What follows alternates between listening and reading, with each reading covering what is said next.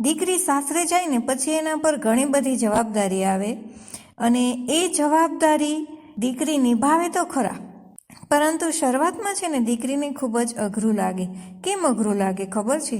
કારણ કે દીકરી માટે સાવ નવી જગ્યા, નવું ઘર, નવા લોકો, બધા નવા હોય અને દીકરી એકલી પડતી હોય એવું લાગે છે. પરંતુ એ બધું ક્યારે હતું? પહેલાંના સમયમાં. અત્યારના સમયમાં દીકરીને ક્યાંય એકલું લાગતું જ નથી હોતું, કારણ કે અત્યારે જમાનો બદલાઈ ગયો છે.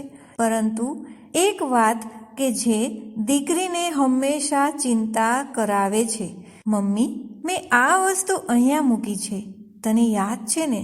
મમ્મી હું જાઉં પછી તું વહેલી ઉઠજે. મમ્મી થોડો આરામ કરજે. મમ્મી તું કામવાળી રાખજે.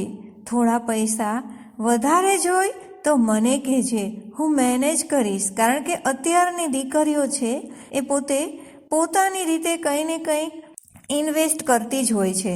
કોઈ જોબ કરતી હોય છે, તો કોઈ ક્યાંય પાર્લરમાં અથવા તો ઘરે રહીને પણ એવા કોઈ બિઝનેસ કરે છે કે જેમાંથી પોતે પૈસા કમાતી હોય છે. તો બધી જ ચિંતા દીકરીને હોય છે. તમે પણ માર્ક કર્યું જ હશે કે એક દીકરો અને એક દીકરી હોય તો એમાં માતા પિતાની ચિંતા કરવાવાળું કોણ? દીકરી. જ્યારે દીકરી સાસરેથી પાછી આવે ને ત્યારે બધાને હરખ થાય, માતા પિતાને પણ અને દીકરીને પણ. કેવી રીતે હરખ થાય?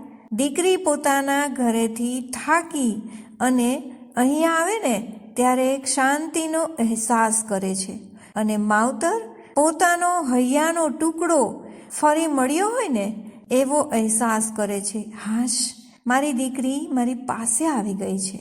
કેટલો આનંદ હોય છે. જ્યારે આવે છે ને ત્યારે એકદમ ખુશી હોય છે, પરંતુ પાછી જ્યારે દીકરી પોતાના ઘરે જાય છે ને ત્યારે દરેકની આંખમાં આંસુ હોય છે. એ આંસુ પણ એકદમ હર્ષના જ હોય છે.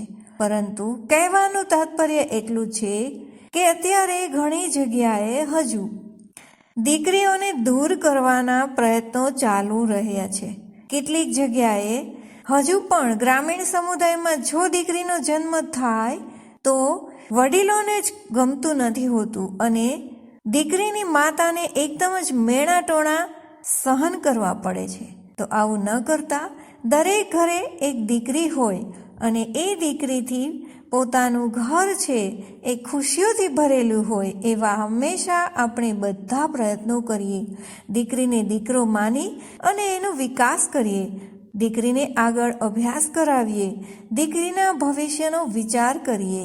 આજે જો તમને મારી આ વાત ગમી હોય તો ચોક્કસ જે જગ્યાએ અત્યારે દીકરી માટે શોષણો ચાલી રહ્યા છે, જ્યાં દીકરી દુશ્મન છે, એ દરેક જગ્યાએ આજે તમે મારો આ વિડીયો શેર કરજો.